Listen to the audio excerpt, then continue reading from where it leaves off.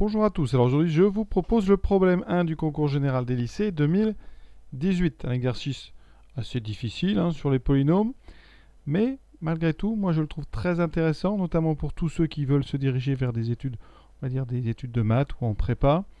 Vraiment des exercices comme ça qui ressemblent à ce qu'on attend de vous dans ces sections-là. Donc on va étudier ici les polynômes de Bernstein. Alors, la formule qu'on vous donne. C'est un polynôme donc avec deux paramètres, n et i, et c'est une fonction. Donc ici vous avez BNI appliqué en P, c'est donc i parmi n, coefficients binomiaux, donc on va en parler beaucoup, fois P puissance i fois 1 moins P puissance n moins i. Alors les questions 1A et 1B, même jusqu'à la 2, ça va à peu près.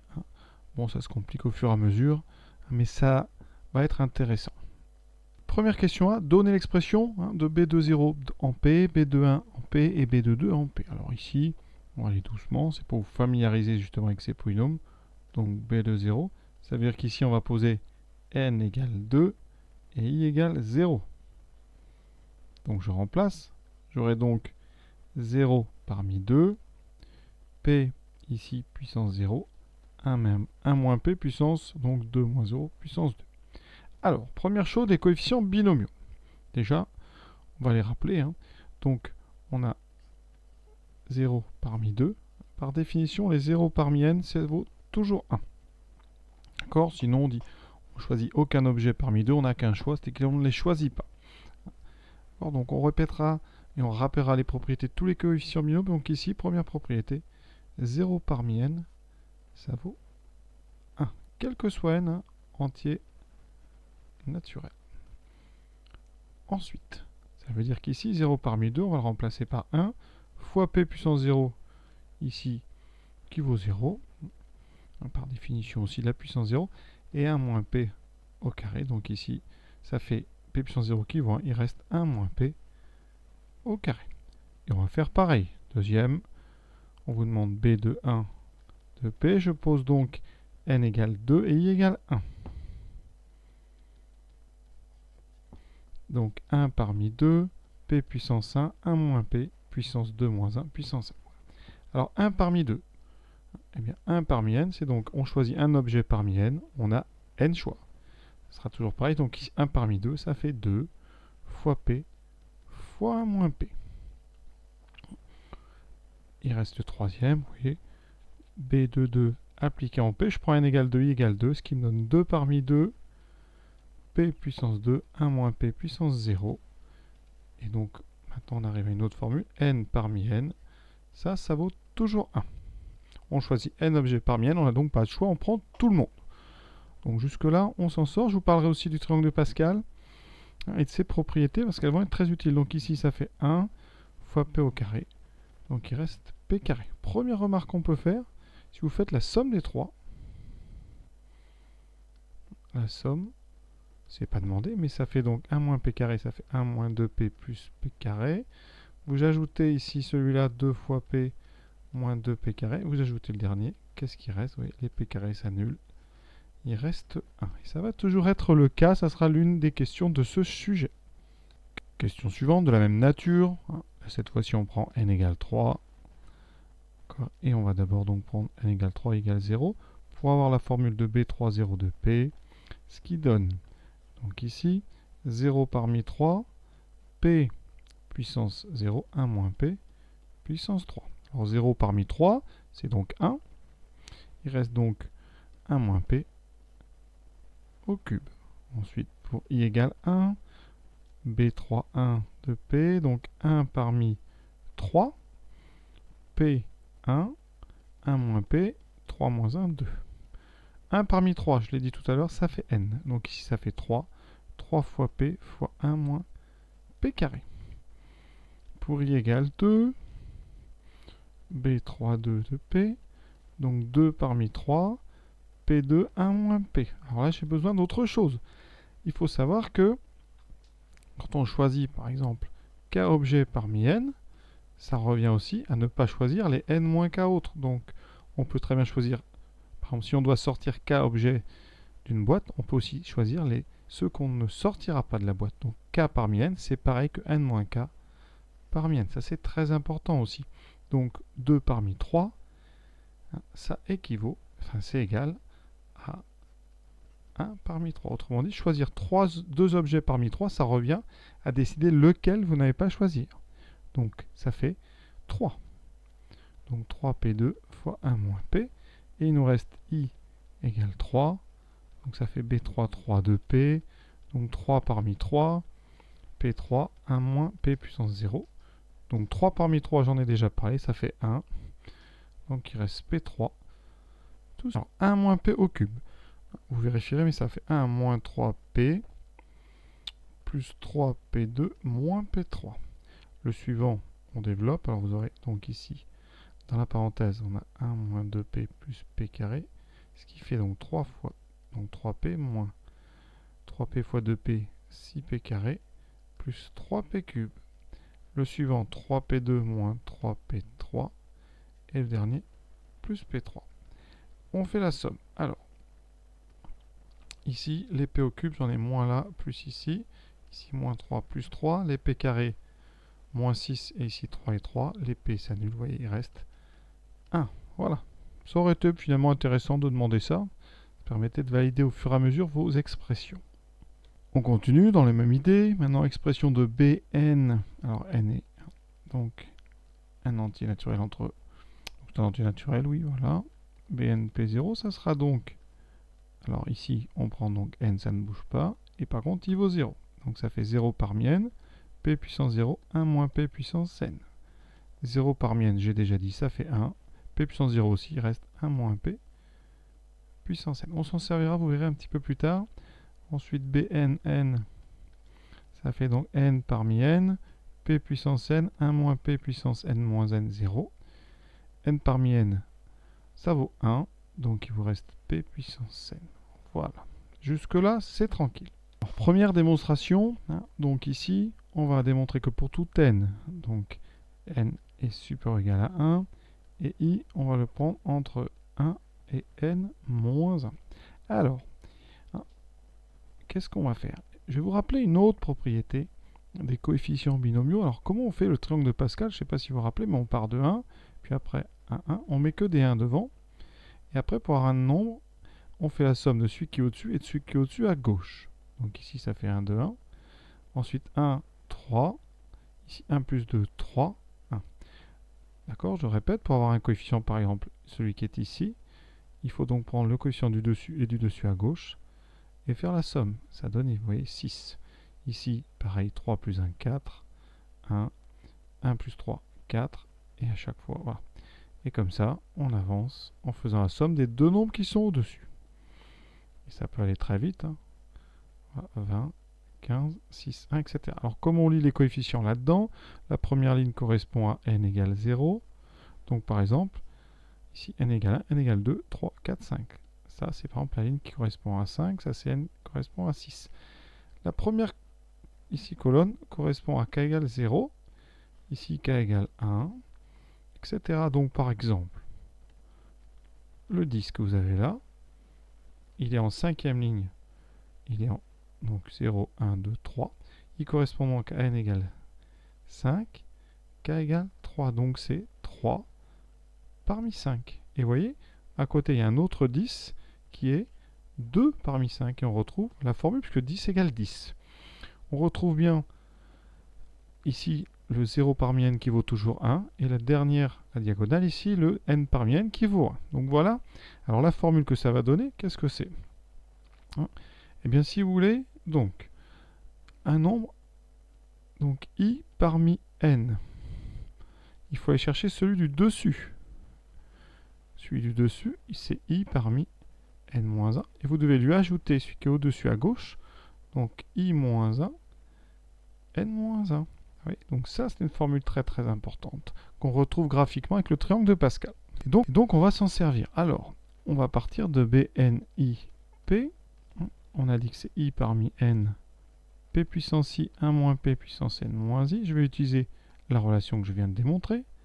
D'accord? Et je développe. J'aurai donc I parmi N moins 1 fois PI, 1 moins P puissance N moins I, plus I-1 parmi N-1 fois la même chose. Voilà. Alors, comment on va procéder? Vous voyez ici, je dois retrouver B. Alors, je vais les écrire à côté. Je dois trouver donc B, n-1, i de P. Alors, ce polynôme, il vaut donc i parmi n-1, P puissance i, 1 moins P puissance n moins 1 moins i. Alors ici, j'ai presque ça. J'ai le bon coefficient, la bonne puissance de P. Par contre, j'ai 1 moins P puissance n moins 1. Et moi, j'en veux une de moins. Donc, comme j'en veux une de moins, je vais factoriser par, par 1 moins P. J'obtiens moins P fois quoi? I fois n moins 1, P puissance I, 1 moins P puissance n moins 1 moins I. Et donc, on s'occupera du deuxième bout après. Ici, j'ai 1 moins P fois Pn moins 1 I de P. Pour l'autre, il faut que je retrouve Bn moins 1 I moins 1 de P. C'est-à-dire I moins 1 parmi n moins 1 fois P puissance I moins 1, 1 moins P puissance n. Donc moins 1 moins I moins 1, ce qui fait n moins I. Alors, je m'explique, n moins 1 moins I moins 1, ce qui fait en développant n moins I.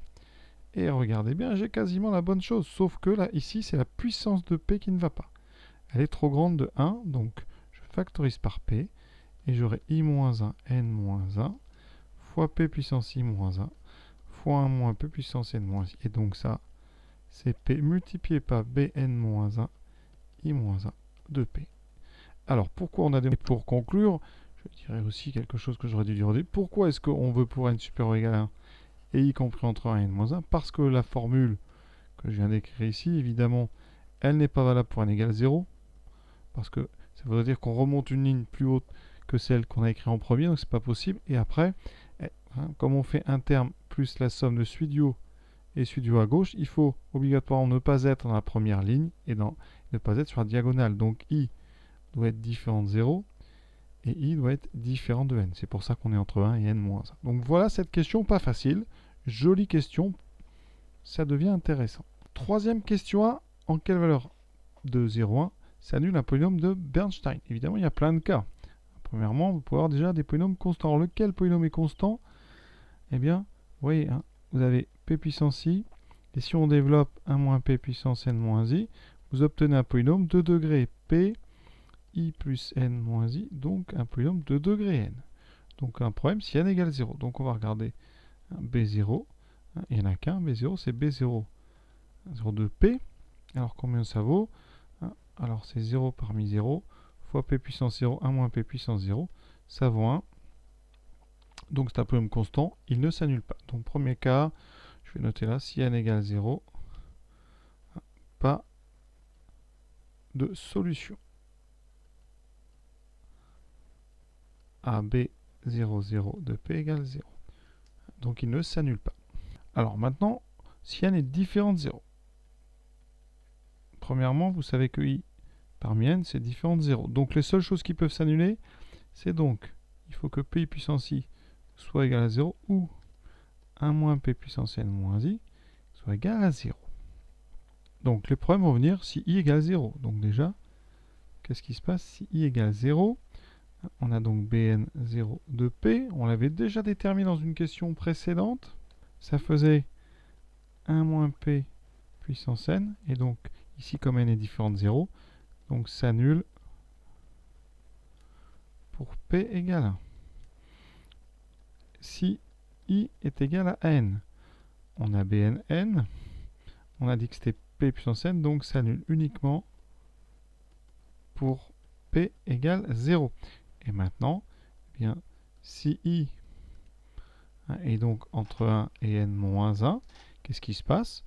Eh bien, PI s'annule, P puissance I, donc s'annule pour P égale 0. Et en même temps, vous aurez un facteur 1 moins P puissance n moins I, qui n'est pas constant et qui s'annule, lui, pour P égale à 1. Vous voyez, donc le premier ne s'annule pas. Quand on prend égal 0, ça s'annule en 1. Si égale n, ça s'annule en P. Et sinon, ça s'annule en 0 et en 1. Qu'en est-il du signe d'un polynôme de Bernstein? D'abord, bon, on sait que i parmi n, c'est un nombre qui est supérieur ou égal à 0. on a dit qu'il était non nul, donc strictement positif. Ensuite, voilà, avec ce qu'on a dit, les seules possibilités, c'est que ça s'annule. Donc, on reprend. Si n égale 0, c'est constant, égale à 1, donc strictement positif. Si i est égal à 0, on a dit que le polynôme valait 1 moins p puissance n. D'accord? Là, on est dans le cas maintenant, si n est différent de 0. Premier cas, égale 0, 1 moins p puissance n. Donc là, c'est strictement positif, et, enfin, sauf en p égale 1, où ça vaut 0. Si i égale n, on a p puissance n, donc c'est strictement positif, sauf en p égale 0. Et sinon, eh bien, on a un pi 1 moins p puissance n moins i, qui est strictement positif, sauf en p égale 0 et p égale 1, où ça s'annule. Voilà. Alors là, cette question est un petit peu facile si on a bien compris la question précédente. Question 4. Alors, c'est un petit peu plus difficile. On va faire une démonstration qui va utiliser ce que j'ai laissé là, le résultat de la question ici. Je crois que c'était 2b.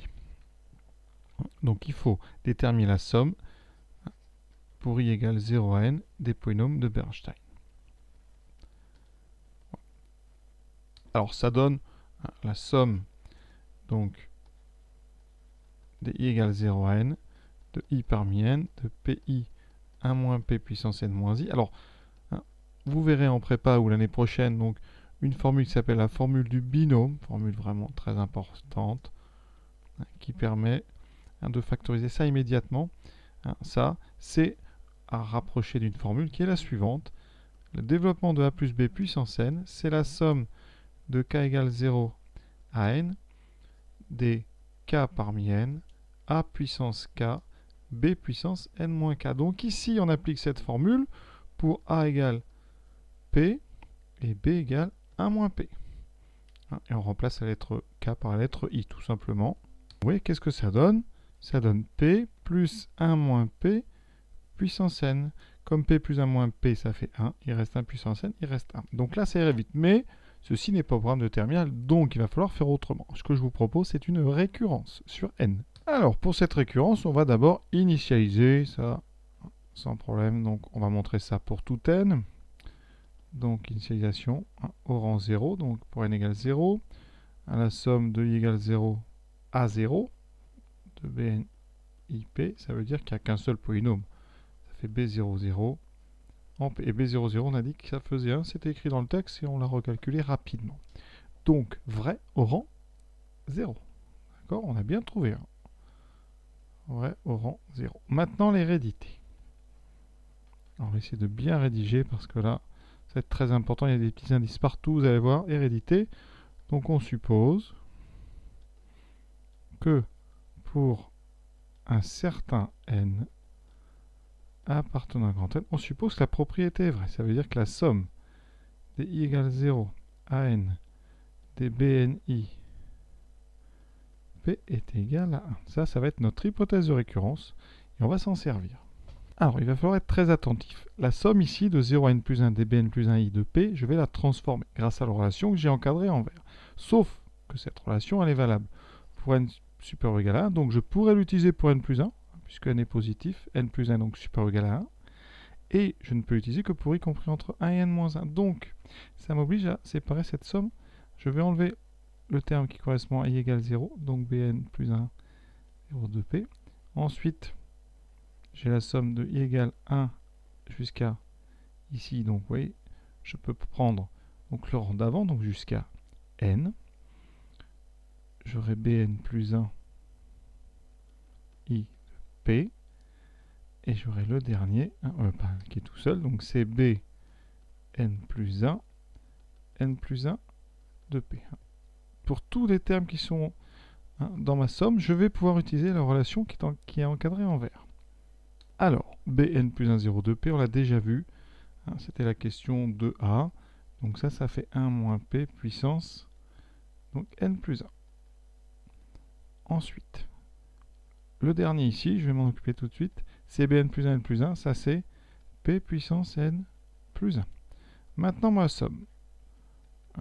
Ici, à l'intérieur, j'ai donc somme des 1 moins P fois Bn moins 1. Alors je l'utilise, vous voyez, celle-là, mais pour n plus 1.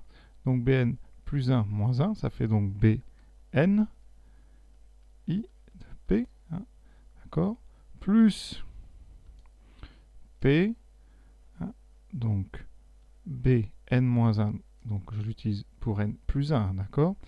Donc ça fait Bn plus 1 I moins 1 de P. Hein. J'espère que vous suivez bien. J'ai utilisé donc cette relation-là, mais pour n égale n plus 1. Hein. J'ai donc remplacé ceci par ceci. C'est la relation verte hein, pour n plus 1 à la place de n. Et là, vous pouvez vous demander si je vais m'en sortir. Eh bien, j'espère. Donc 1 moins p puissance n plus 1 plus p puissance n plus 1. Plus ici une somme de i égale 1 à n dBn ip. Alors, ça c'est intéressant. Je vais mettre le 1 moins p en facteur.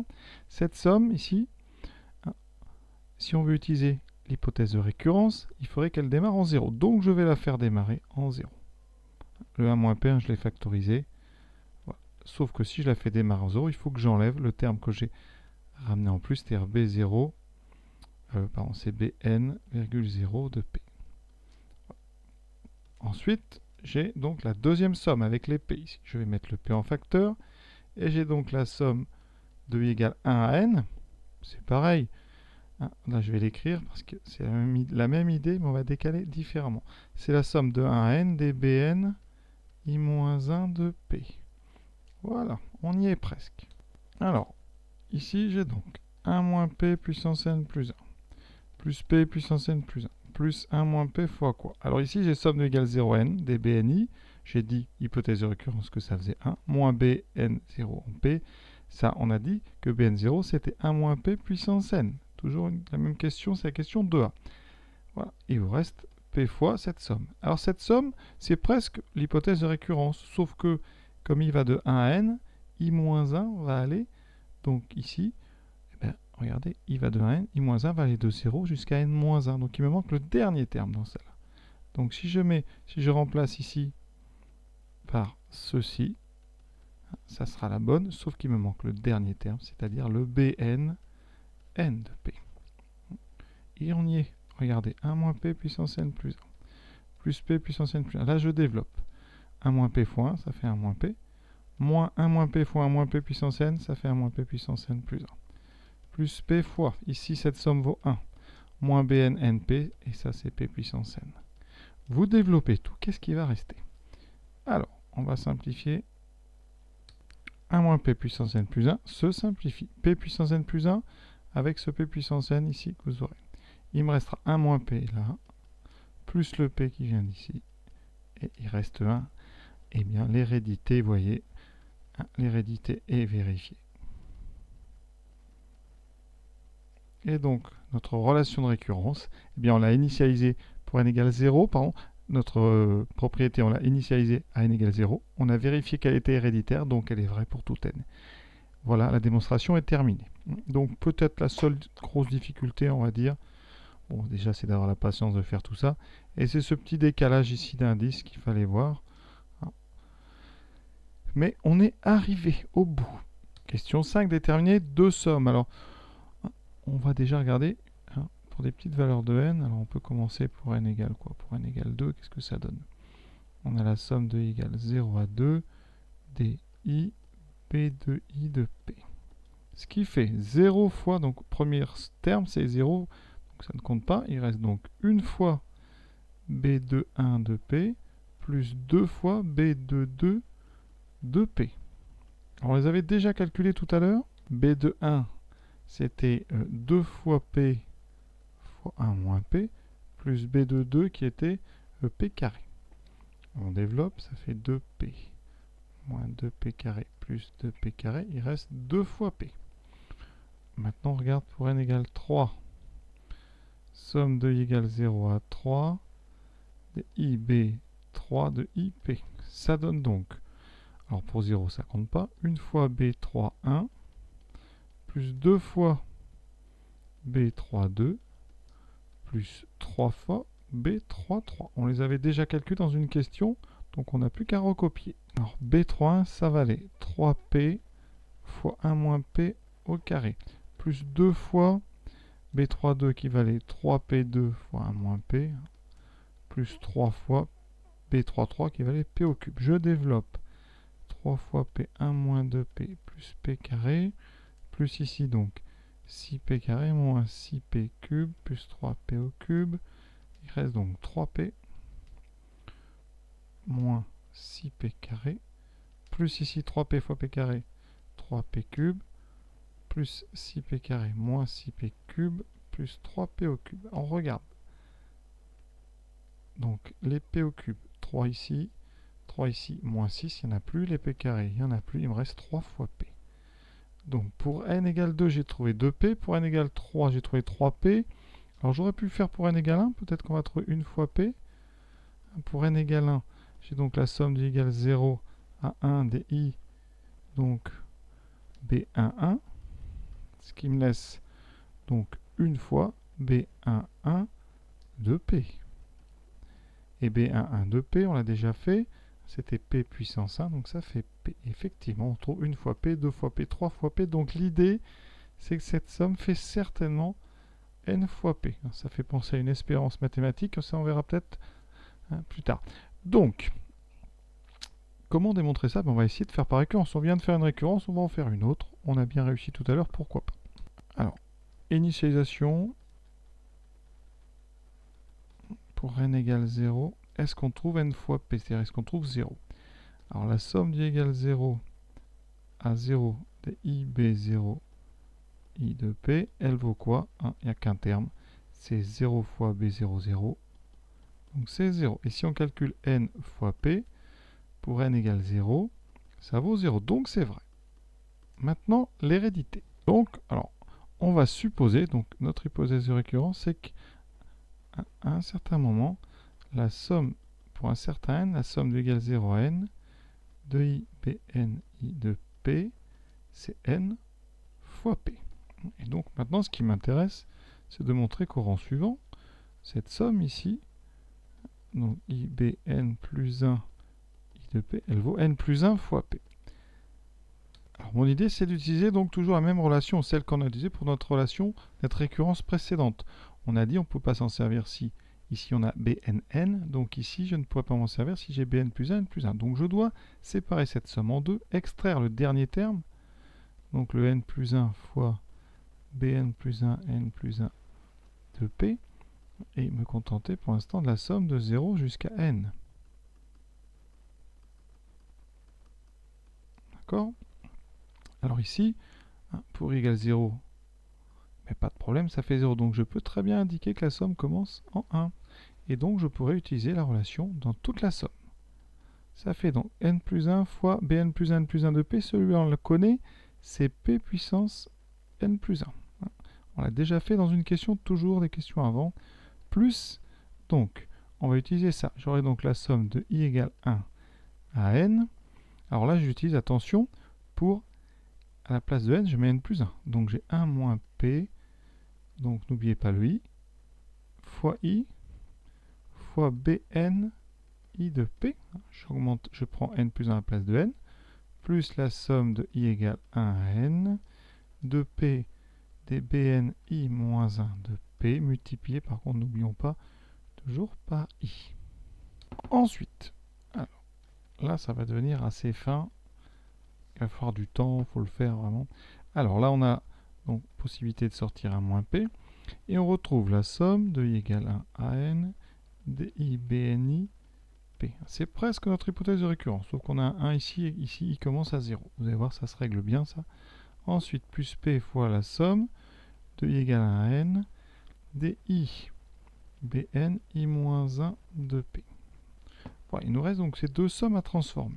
Alors, la première somme ici, elle est de 1 à n. D'accord?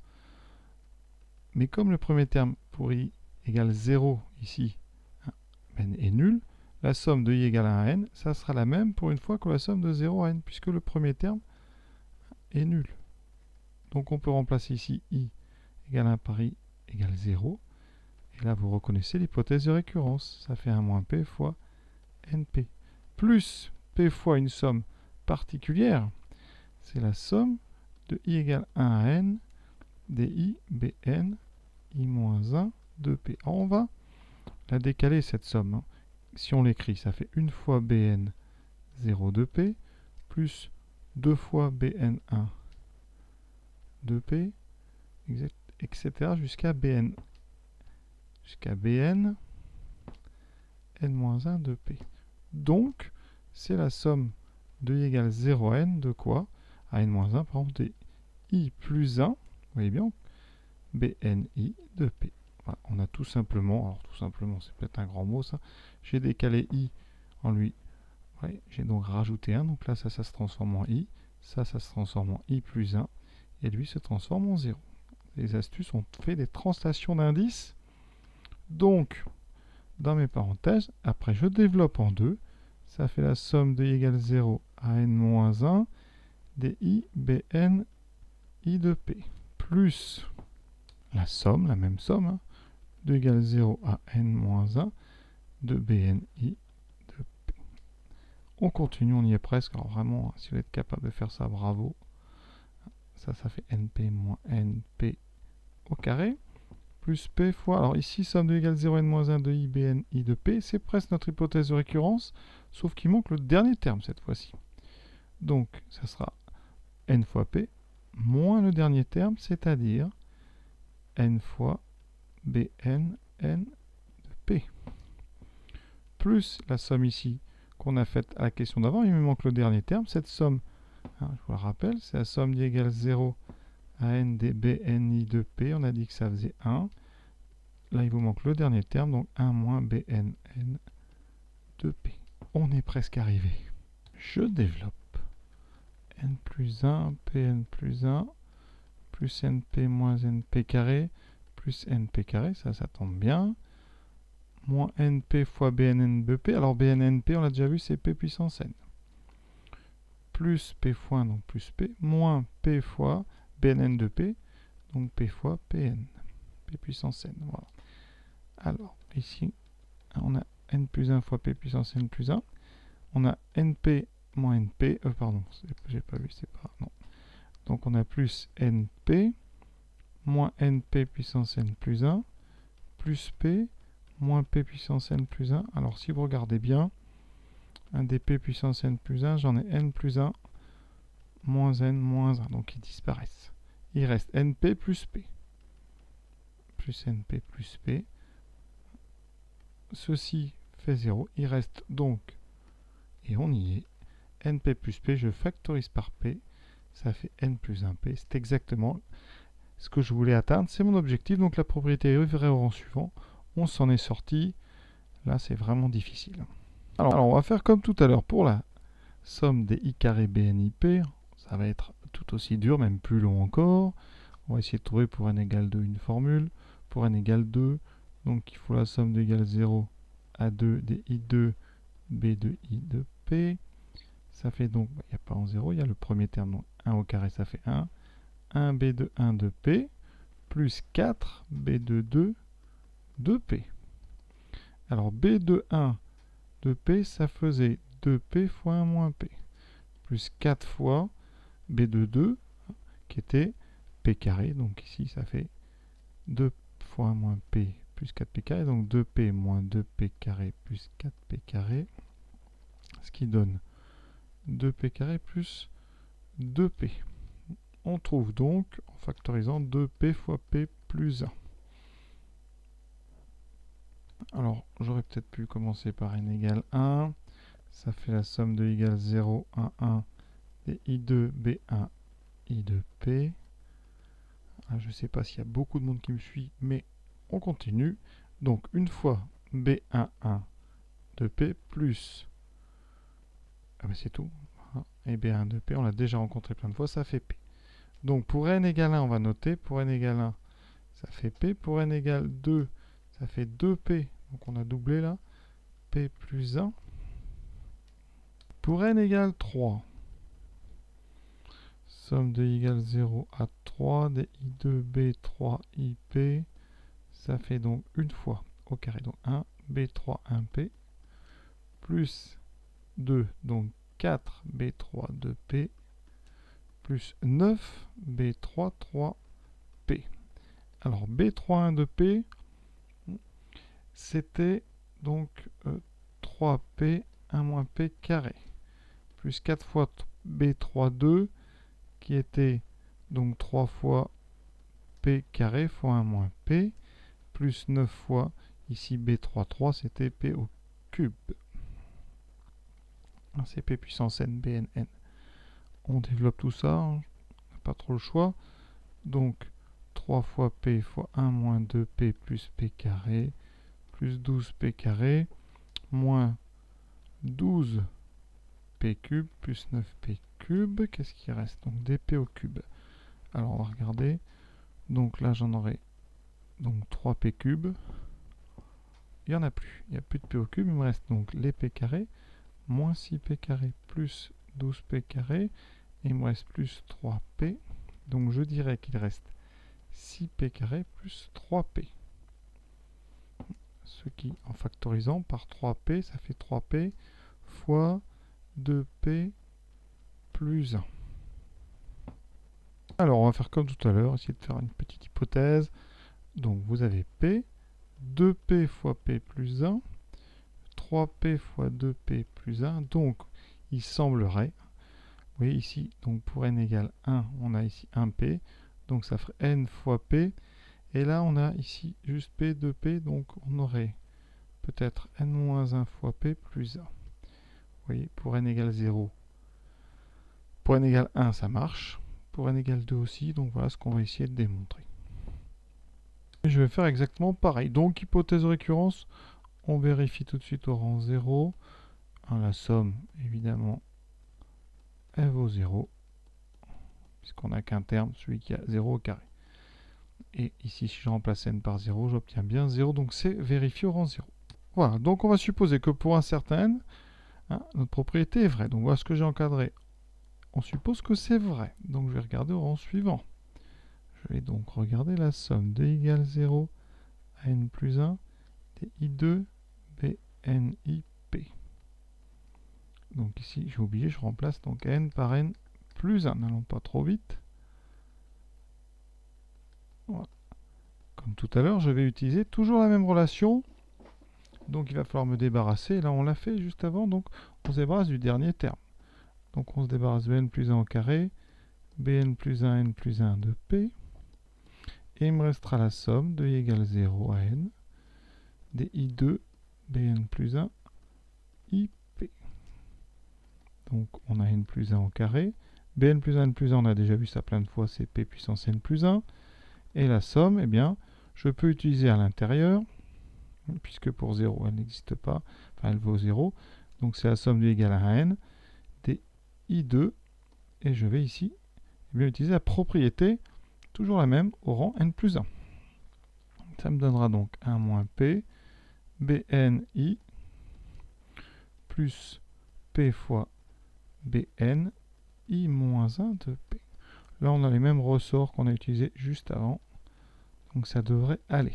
Alors, par contre, on va faire très attention. Je sépare la somme en deux. 1 moins p fois la somme de i égale 1n des bni p plus p fois la somme de i égale à n des bni moins 1 p. J'obtiens. Alors, ici, j'ai oublié juste des petits détails. J'ai oublié les i carrés dans les sommes. Voilà, ils sont très importants, donc on ne va pas les oublier. Ça fait n plus 1 au carré p puissance n plus 1 plus 1 moins p fois quoi? Ici, on a la somme, c'est notre hypothèse de récurrence, exactement parce que on a déjà dit, en 0, ça vaut 0 dans la somme, donc ça c'est n p fois n moins 1 p plus 1 plus p fois cette somme ici, on va la décaler comme tout à l'heure. Ça fait somme de i égale 0 à n moins 1 des i, attention, là on a décalé, donc les i, vous voyez, i on lui rajoute 1, donc ça fait i plus 1 carré bni de p. N plus 1 carré fois pn plus 1, plus, alors on va peut-être pas développer tout de suite, on verra après, n moins 1 p plus 1, plus p fois, et là la somme, Alors, on développe le carré, hein, bien sûr. On aura somme de i égale 0 à n-1 di carré bni de p, plus 2 fois la somme de i égale 0 à n-i di bni p, plus la somme, une fois la somme, de 0 à n-1 des bni de p.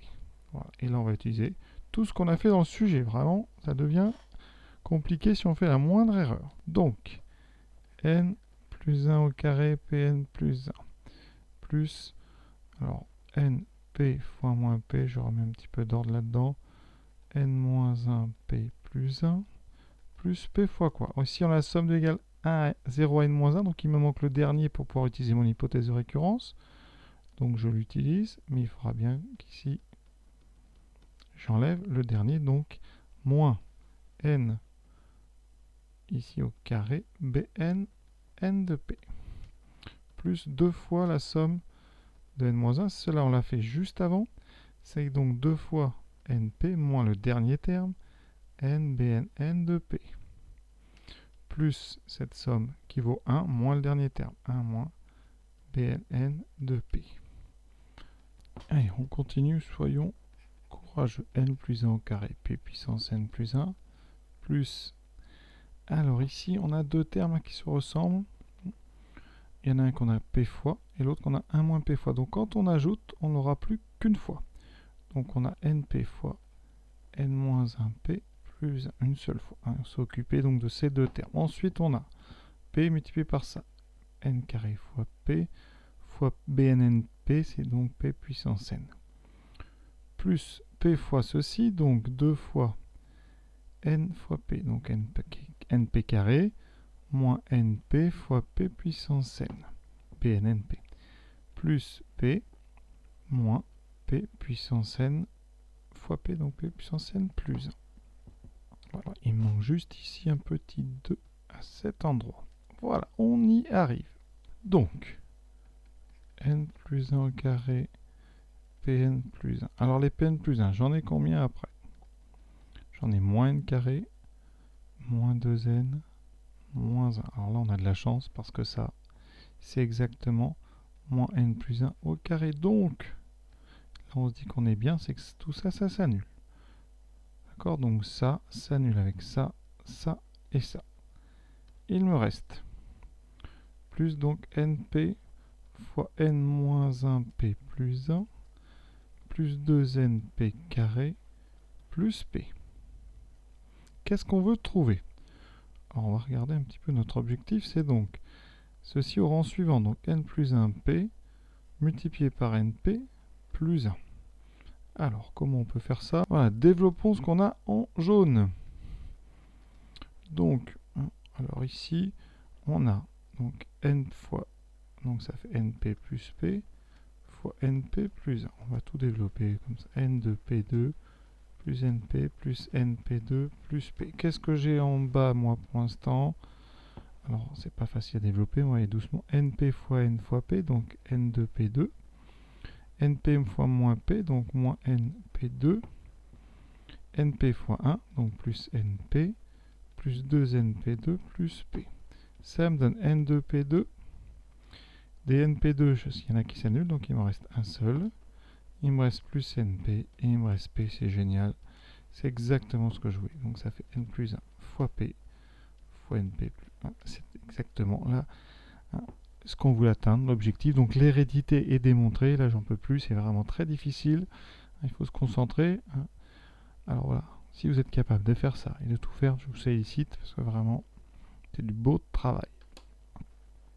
Que représentent ces sommes en termes probabilistes? En termes probabilistes, NP, moi ça me fait penser à quelque chose, c'est l'espérance mathématique d'une loi binomiale de paramètres NP.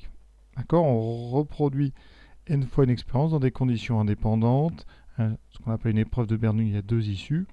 Donc voilà, le NP ça correspondrait à ça. Alors effectivement ici, je vous rappelle que si x, une variable aléatoire, suit la loi binomiale de paramètres NP, la probabilité que x soit égal à i, eh bien c'est i parmi n Donc P, c'est la probabilité du succès, donc P puissance I fois 1 moins P puissance N moins I.